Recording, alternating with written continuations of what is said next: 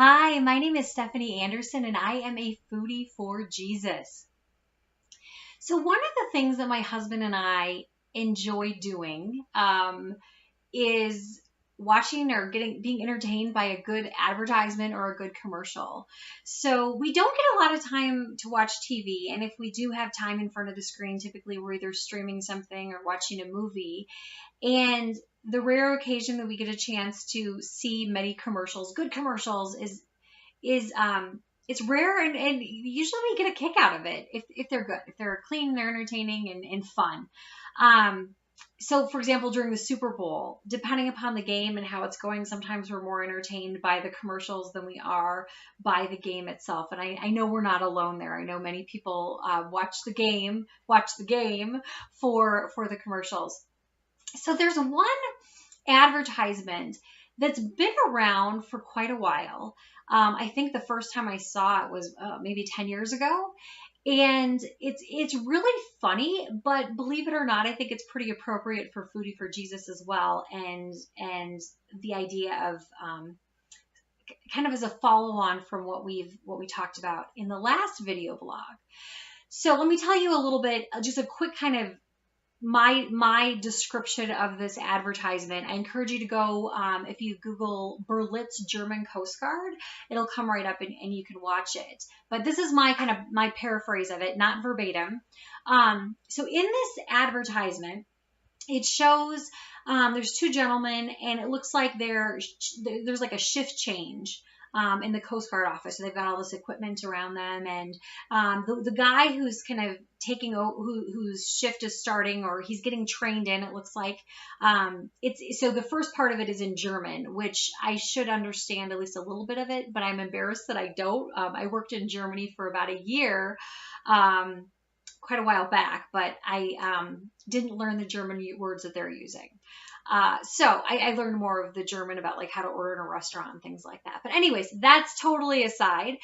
In this advertisement, they're changing shifts. The guy's getting trained in, and as the new guy, shortly after the new guy sits down and the other guy leaves, he hears over the radio, Mayday, Mayday, we're sinking.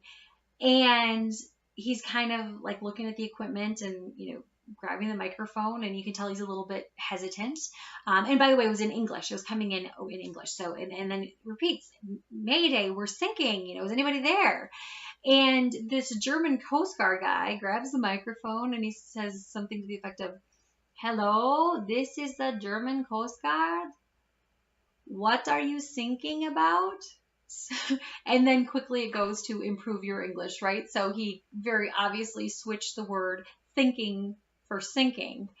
And it made me think, pardon the pun, about the last message around our thoughts and how our thoughts affect our attitudes and how it's important for us to guard our thoughts.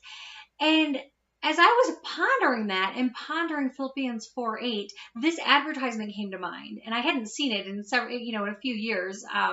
It's if someone said, "What are your top 5 favorite advertisements?" This would be one of them. I pulled it back up and I watched it, and I was like, this is really relevant to what we're just talking about, because essentially this play on words, if we're not thinking about the right things, if our minds aren't focused where they should be, isn't the alternative that we're sinking, that our thoughts are bringing us down? And in the verse we talked about last time, Philippians 4:8, I just love this verse so much, so I'm going to spend a few more minutes talking about it here.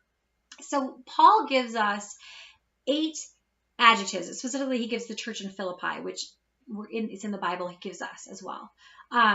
These 8 adjectives, that things that we think about should be able to be described by these 8 adjectives. At least one of these 8 adjectives, right? So these 8 adjectives are true, noble, right, pure, lovely, admirable, excellent, and praiseworthy. So those are the words in the NIV translation. If you're using a different translation, the words might vary a little bit, but the same concept is there about what we should be thinking about. So in the last video blog on the attitude adjustment video blog, check it out if you haven't seen it yet, I focused on the first three: true, noble, and right. And today I just want to spend a little bit of time on the fourth one, which is pure.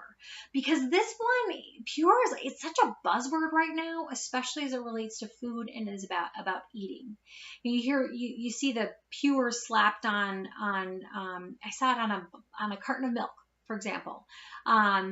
Recently, just yesterday, and you see it in different places where people will put that word on there, or clean, or you name whatever word that just implies that it's pure, that it's clean, that it doesn't have ingredients in there that you don't want, that it was raised in a natural way, or that it was packaged in a natural way, or that it came from a garden in some nice area and it was clean water and everything. So it paints a picture.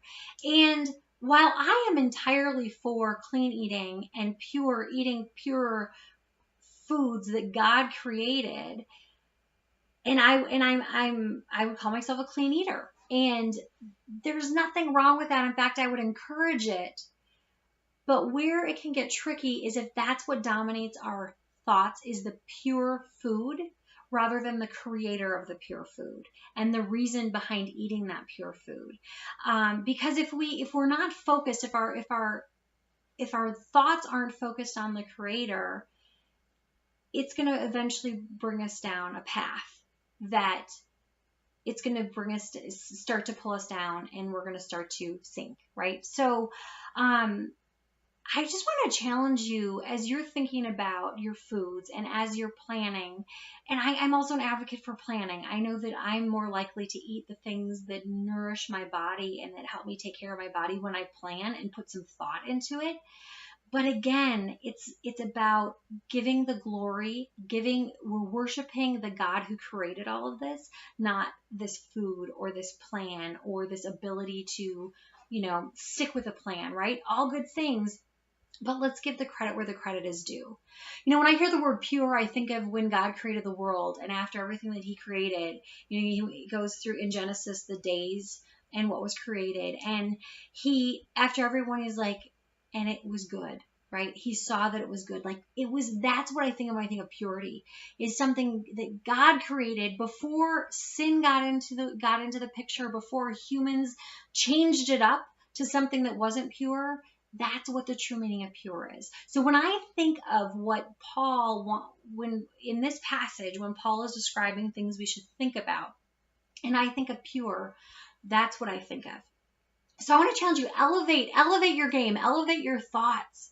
Not just focusing on these surface things, but really get your head in the right spot and focusing on God. So thank you so much for tuning in today. I really look forward to next time.